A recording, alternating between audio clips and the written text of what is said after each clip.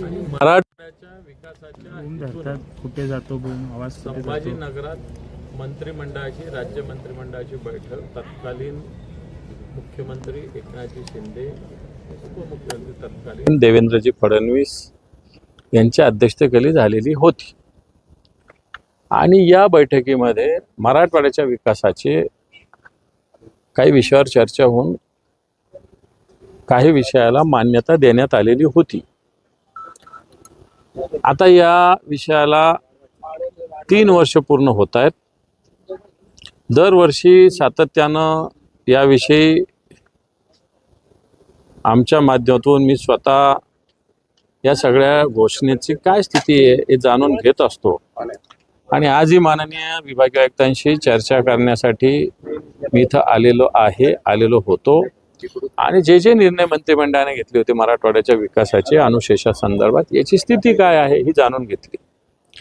विशेषतः सिंचनाची स्थिती अतिशय दुर्दैवी आहे। या संदर्भात जलसंपदाच्या अधिकाऱ्यांशी सुद्धा मी मागच्या आठवड्यात भेटलेलो आहे।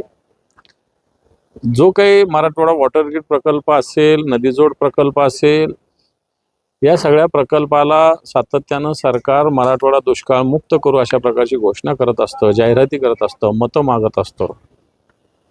प्रत्यक्षात आजही मराठवाड्यामध्ये अनेक गावात टँकर चालू आहे म्हणून या विषयाकडे सरकार आत्ताच्या घडीला तरी दुर्लक्ष आहे। या संदर्भात मी काल माननीय मुख्यमंत्री राज्याचे देवेंद्रजी फडणवीस यांची सुद्धा भेट घेतली। त्यांनी मला आश्वस्त केलं की याविषयी निश्चित येणाऱ्या काळात पूर्ण प्रयत्न राज्य सरकारच्या वतीनं होत आहेत। जो नदीजोड प्रकल्प आहे याच्यातून जवळपास 90 TMC पाणी मराठवाड्याला मिळू शकतो, पण मला असं वाटतं लबाडाच्या घरचं आमंत्रण जेवल्याशिवाय काही खरं नसतं आणि म्हणून मला असं वाटतं या विषयावर सातत्यानं लक्ष देऊन आम्ही आहोत आणि म्हणून त्याच्याविषयी आज मी विभागीय आयुक्तांशी चर्चा केली। विभागीय आयुक्त काय एक समन्वयक आहे, ते काही इम्प्लिमेंटेशन अथॉरिटी नाही, परंतु त्यांना या सगळ्या विभागाचं एक रिव्ह्यू त्यांच्याकडं आलेला होता। मला वाटतं तेवढी माहिती मी घेतली। फार समाधानकारक स्थिती राज्य मंत्रिमंडळाने 2023 साली घेतलेल्या निर्णयाची नाही असं मला तरी जाणवलं। नरेंद्र पाटील हे अण्णासाहेब आर्थिक महामंडळाचे अध्यक्ष आहेत। हो, कॅबिनेट मंत्रिमंडळ दर्जाचं ते पद। त्यांनी आज एक खंत व्यक्त केली की त्यांच्या महामंडळाचे CEO MD हे काम करत नाही, आम्हाला विचारात घेत नाही काम करताना आणि समाजाचं वाटोळं करताय आणि महामंडळ बदनाम करण्याचं काम करताय अशी हतबलता त्यांनी व्यक्त केली। नाही, सत्यता आहे। आत्ताच थोड्या वेळापूर्वी माझ्याकडे एक जण कर्ज प्रकरणासंदर्भात आला होता आणि याच्यात असं सांगितलं जातं की अण्णासाहेब पाटील महामंडळाच्या वतीनं कोणत्याही पद्धतीनं श्युरिटीची गरज नाही, काही गहाण ठेवण्याची गरज नाही, पण त्या कर्जदाराला त्याचं 15 लाखाचं कर्ज आहे पण किमान 15 ते 20 लाखाची मालमत्ता गहाण ठेवावी अशा पद्धतीनं बँकेनं सांगितलं। याचाच अर्थ जर माझ्याकडे एवढी प्रॉपर्टी असेल तर मी कर्ज का मागेल अण्णासाहेब पाटील आर्थिक विकास महामंडळाकडून। आणि म्हणून सरकारने घोषणा तर केली, प्रत्यक्षात पाहिजे तसा लाभ विशेषतः मराठा समाजातील तरुणांसाठी, पण अशी स्थिती फक्त अण्णासाहेब पाटील आर्थिक विकास महामंडळाची का, तर मी म्हणाल या सगळ्यात महामंडळाची। मग महात्मा फुले मंडळाचं काय, त्याच्यातून महाप्रीत कशासाठी केलं, त्याच्यात काय आज लूट होते, सामाजिक न्याय विभागाच्या अंतर्गत आहे ते महाप्रीत, काय लूट होते तिथं, अण्णाभाऊ साठे महामंडळाची स्थिती काय आहे, अशीच आहे अनेक बाकीचे। मग त्यांनी परशुराम मंडळ स्थापन केलं, वेगळे मंडळ स्थापन केले।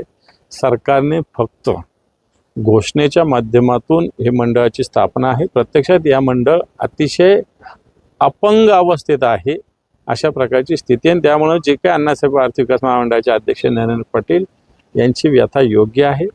खरं तर तेही भारतीय जनता पार्टीचे, सरकारी भारतीय जनता पार्टीचे, आता लोकांनी जनतेनंच याविषयी बघावं। त्यांनी बोलताना असंही म्हटलं की मुख्यमंत्र्यांना आणि सरकारला बदनाम करण्यासाठी कोणीतरी सुपारी दिली, तुम्हाला काय वाटतं कोणी दिली? हे एवढं काही सरकार दूध खुळं किंवा अपंग नसतं आणि मुख्यमंत्री काय एवढं एकदम कोणी काही केलं म्हणून त्याच्यातले ऐकतील किंवा असक्षम आहे किंवा निर्णय घेण्यास सक्षम नाही असं त्याचा अर्थ नाही। खरं तर सरकारच आर्थिकदृष्ट्या सक्षम नाही म्हणून या सगळ्या गोष्टी होतात असं माझं मत आहे। मराठवाड्यातील 4 महिला लोकप्रतिनिधींचे कुंडू प्रमाणपत्र अवैध ठरवण्यात आले। लवण निरंपणाने काल संताप व्यक्त केला सरकारवर टीका केली।